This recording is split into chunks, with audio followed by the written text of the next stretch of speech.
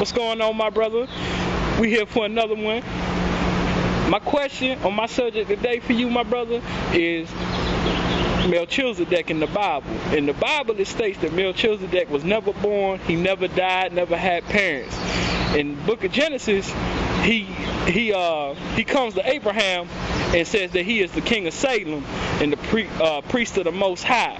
Now the thing is, in the Bible, there's only a couple more sections in the Bible where they speak about this gentleman or this person. My question is, what do you think about Melchizedek, and what do you think he is symbolic of? Do you think he's a person? Do you think he's more than a person? Well, I'm gonna say this too before you start. I already know this is this subject right here can go on for a while, so we ain't gonna hold you up too long. But right now, we just basically going around asking people their general thoughts on the subject, if they even know about him. You know, I know you know about him already. You know, so we ain't gonna go that deep. But go ahead, tell us what you feel, my brother. I wish I would have known this question ahead of time, because Melchizedek goes back deeper than most people ever read. It goes back in Hebrew folklore about Melchizedek. But you're right, he is mentioned in the Bible, and he is mentioned as being the king of Salem, which Salem was actually a place, actually a real physical city. So he was the king of that. Yes, I do probably agree that there was a person called Melchizedek, but being the high priestess of God, why would God need a high priestess? Why would he be the high priest of God? That's basically saying that he was God's preacher. To me, that really doesn't make sense. But I feel as that during the Bible, I think what a lot of times is, and you see a lot of times in columns and stuff written now, when people don't have an answer for something or know the background of somebody, they make up a background. They make up an unknown. So I think that was the classification of Melchizedek. Melchizedek, 9 times out of 10, he was probably a spiritual leader, probably a prophet of his time and his day.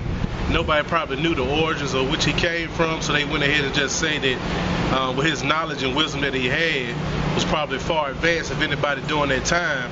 So they just assumed that he was some type of heavenly deity, not saying that he was God, but he had a close relationship with God. But I don't believe that he was the high priestess. I believe that's part of Jewish folklore. Melchizedek, the man or the spirit or whatever, you have to really go back and look up history and look up Hebrew folklore and look at Melchizedek. But according to the Bible, he said he was the priest to the Most High. We have to use common sense. Why would God need a priest? And when did the word priest come up? And where did the word priest arrive from? And we need to look at that very carefully. But as far as Melchizedek go, I don't believe he was a high priest, because I don't believe God has any high priests. I don't believe God answers to anybody. I believe all of us are pretty much, what can I say, servants of God. That wouldn't change with Melchizedek either. Let me ask you this question here. Now, in I believe it's Hebrews. I might be wrong, but I'm pretty sure it's Hebrews. It says that Jesus came under the order of Melchizedek. Now, what do you gather from that? If he came under the order of Melchizedek? Well, like I said again, there might be a way that the followers of Christ during their time try to legitimize Christ and try to make him be more than what he actually was. He was people say that he was the Son of God. If you look at it from a literal sense, I don't believe he was actually a physical son of God. If you look at it from a spiritual sense, if we all created in God's image and God created us, then guess we're all children of God. We say God is our father, and I'm his child, I'm his male child. So by me being his male child, which means I'm the son of God. So in that sense, yes, I can see Jesus being the son of God, but I believe that's just interpretations that people had to make their leader more than what he actually was. Let's take instance like if somebody dies in your family, or let's say a criminal dies, when they do a eulogy or something like that, they never talk about the bad of that person. They always try to make that person seem more than what they was. And I believe that's the same thing goes with Jesus. Don't get me wrong, I believe Jesus was a prophet and a good man, and he was inspired by God, and he was selected by God. But to say that he was the Son of God, the begotten Son, is basically what you're saying is God had favorites. And I don't believe God had favorites. I believe it's just like children. People say they had that good son and they bad son. I believe that he was just one of God's children that actually listened to his father. You know, I don't believe he was the begotten son. I believe that was something that came up with Constantine and Paul, something that they made out, but nowhere in the Bible does nowhere in the Bible does Jesus actually say that he is the Son of God.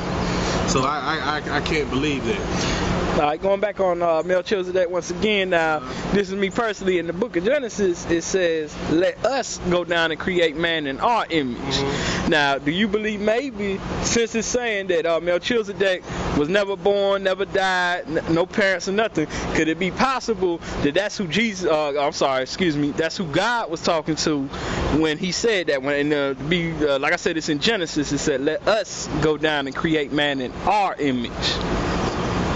I don't believe that he was talking specifically about Melchizedek. If you actually read folklore and history of angels, it also says in the Bible too that the sons of God came down and slept with the daughters of men. Mm-hmm. So if the sons of God, which means it was plural, that means there was more than one. So that means that he could have been talking to the angels, which I believe are what he represents as the sons of God. So, or some believe that it was man already here before Adam, which was the pre-Adamites. So it actually could have been them that he was actually talking to. But in any case, those are still the sons of God. Mm-hmm. So what I look at it is that that by it being the sons of God, I just believe that he's talking to the fellow angels that are in the kingdom of heaven.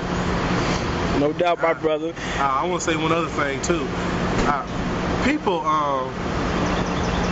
People got to realize that everything that you read is written by man, not written by God, written by man. And I lean towards Islam. I'm not even gonna lie. I lean towards Islam, but I do not accept the Quran as being perfect. I know they probably upset a whole lot of Muslims out there, but I feel like every man who writes something leaves a bit of himself while he's writing, a bit of his belief and his own personal belief in it. So anything written by man is not perfect, because man is not perfect. And if you agree that man is not perfect, that means anything that man does is not perfect. So it means it has flaws in it. So if he wrote these holy books, then guess what? These books can't be perfect because they were written by man, and man is not perfect. That's real, my brother. Well, like I said, I just want to basically your views on the subject. If you want to, any last words to give them?